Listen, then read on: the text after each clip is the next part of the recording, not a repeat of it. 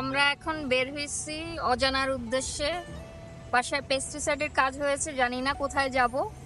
তো আমরা full family সহ বের হইছি, এখন সবাই আছে পিছনে। হ্যালো সবাইকে, আমাদের আজকে আসলে কোনো প্ল্যানই ছিল না বের হওয়ার। তো সকালবেলা বাসায় এখানে সিডনিতে কি প্রত্যেক বছরে আপনাকে একবার পেস্ট কন্ট্রোল করাইতে হয়। এই পেস্ট কন্ট্রোলের লোক যখন আসলো, তার নিজের মাস্ক পরা সবকিছু দেখা আমার বউ, আপনাদের আপু বা ভাবি, সে ভয় পেয়ে বললো চলো আমরা বাইরে হয়ে যাই। তো ভয় পাইয়েই আমরা ধরেন বাসার থেকে বাইরে হয়ে গেলাম।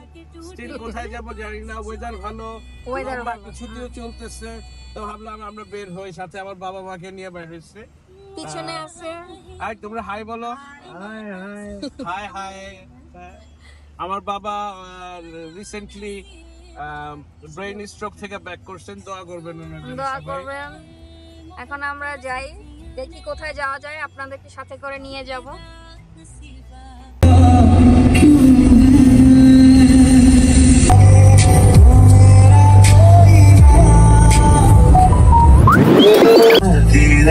तो खुद से हम मिलेंगे फिर कभी यार।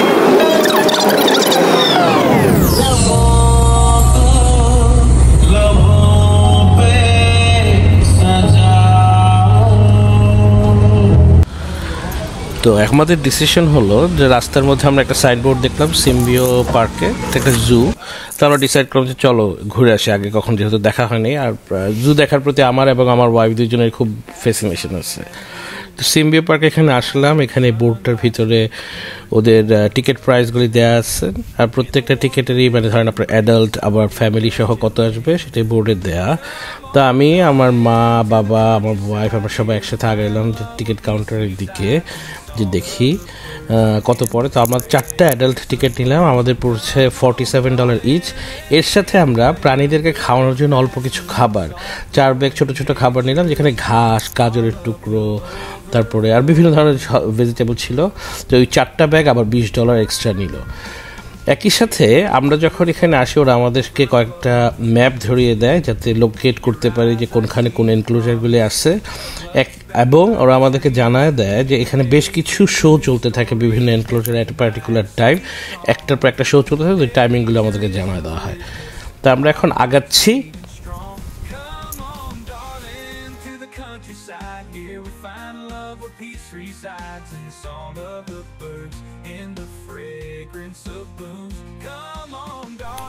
তো হাঁটতে হাঁটতে সামনে দেখলাম একটা ছোট্ট ফোয়ারার মতো জায়গা করা আছে, বাচ্চারা বড়রা সবাই মিলে অনেক ছবি তুলতেছে। এখানে দুই পাশে 2টা পুল দেয়া।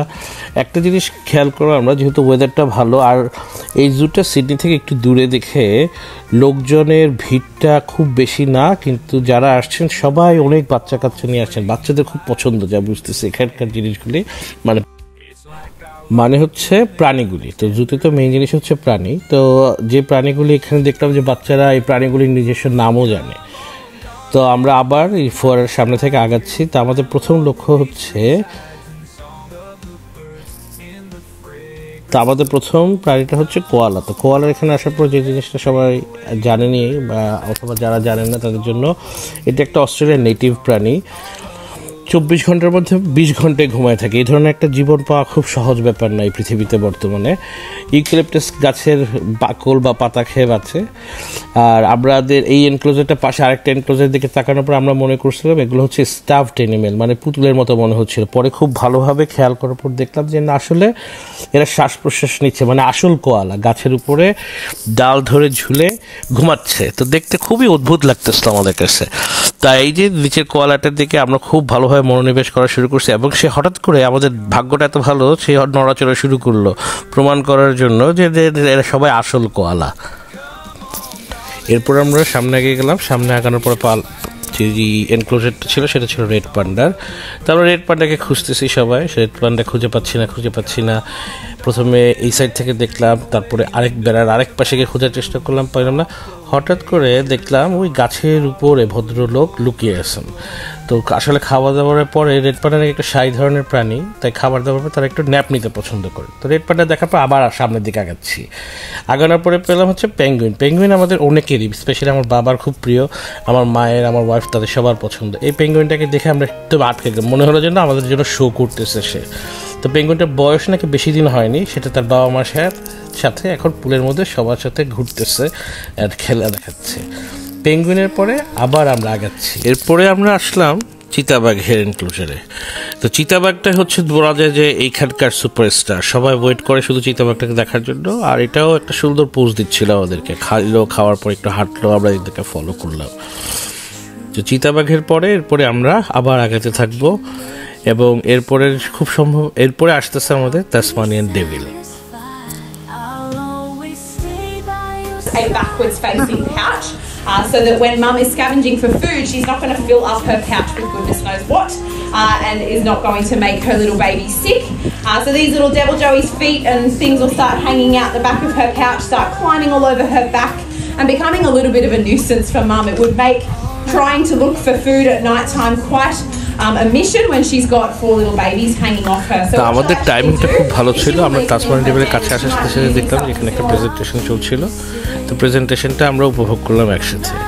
প্রেজেন্টেশনের পরে আমরা যে সেকশনটাতে গেলাম সেটা হচ্ছে ফার্মইয়ার্ড অ্যানিমেল। এখানে সবাই হাতে হাতে প্রাণীগুলিকে খাওয়াবে। তো ফার্মইয়ার্ড অ্যানিমেলের মধ্যে আমরা এখানে প্রথমে তো আছে ক্যাঙ্গারু। এই যে সামনে একটাকে দেখলাম চুপচাপ আমাদের সামনে এসে দাঁড়ায় গেল।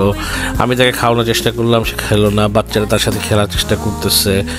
এরপরে আমার ওয়াইফ সে ভিতরে গেল, যে একদম কাছে থেকে হাতে দিয়ে তাকে কিছু খাওয়াবে বা তাকে আদরও করে দেবে। তো ইফাত অনেক এই যে একদম প্রথমে বলা হয়েছিল টিকিট কেনার সময় যে আমরা খাবারগুলি কিনেছিলাম, সেখানকার কিছু খাবার সে খাওয়ানোর চেষ্টা করলো, মাথায় হাত বুলে দিচ্ছিল, খুবই ফ্রেন্ডলি। এখানকার ক্যাঙ্গারু আমি আমার লাইফে যতবার দেখছি সিডনিতে বা অস্ট্রেলিয়াতে, সবসময় আমার কাছে মনে হয়েছে এটা একটা খুবই আসলে ফ্রেন্ডলি অ্যানিমেল। সহজে এরা কখনো মারামারি ধাক্কাধাক্কিতে আসে না।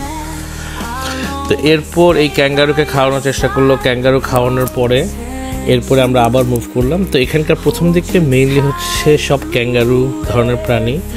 তো এই যে সবাই মানুষরা ছবি তুলতেছে, দাঁড়ায় দাঁড়িয়ে হাতে গাজর খাচ্ছিল এখানে। এইখানে যে এনক্লোজারটা, এখানের মধ্যে 2টা পাখি আর একটা সজেরু। আমি জানি না কম্বিনেশনটা কেন এভাবে সাজানো ছিল, বাট সজেরুর প্রতি আমাদের খুব আগ্রহ, কারণ খুব ছোটোকালে আমাদের বাসায় একটা সজেরু পালা হইতো একটা সময় পর্যন্ত। এরপর ফার্মইয়ার্ডের আরেকটা সেকশন যেখানে হচ্ছে একটু রেস্ট্রিক্টেড এই জায়গাটা, কারণ এখানে হচ্ছে ছোটো বাচ্চা ক্যাঙ্গারুগুলি থাকে। এই যে সাদা ক্যাঙ্গারু হচ্ছে একদমই ছোট বাচ্চা, খুবই নতুন। তো বাচ্চা ক্যাঙ্গারুগুলি এলাকাতে যাতে আমরা ডিস্টার্ব না করি সেই জন্য এখানে একটা দড়ি দিয়ে টাঙানো থাকে। তারপরে সব মানুষজন চেষ্টা করতেছে, স্পেশালি ছোটো বাচ্চাদের আগ্রহ ছোটো ক্যাঙ্গারুর প্রতি কোনো কারণে, হয়তো তাদের বয়স সীমার কারণে ব্যাপারটা হয়।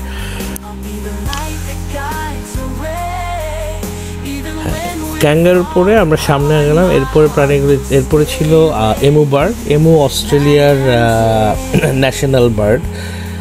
উঠতে পারে না কিন্তু বেশ ভালো রকম হিংস্র এবং খুব দ্রুত দৌড়াতে পারে। এরপরে আমরা আগে গেলাম, সামনে ছিল ডিঙ্গো ডগস।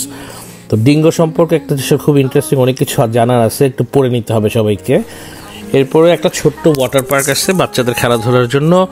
আমরা সামনে আগাচ্ছি কারণ আমাদের তখন প্রচণ্ড খিদে। আমরা একটা খাবারের জায়গা খুঁজতেছি। সিম্বিও পার্কের ভিতরে একটাই খাবারের দোকান। সেখান থেকে আমরা 2টা বিফ বার্গার, চিকেন বার্গার, পাই নিয়ে খাওয়া দাওয়া শেষ করলাম। এই ছিল আমাদের আজকের খুব ঝটিকা ভ্রমণ। তো আপনারা সবাই দোয়া করবেন। প্লিজ যদি আপনাদের ভিডিও ভালো লাগে আপনারা লাইক দিবেন, সাবস্ক্রাইব তো অবশ্যই করবেন, ফিডব্যাক জানাবেন যে কী করলে আরও মজা হতে পারতো ভিডিওটা বা কী করলে আমরা আরও উন্নতি করতে পারি। Thank you.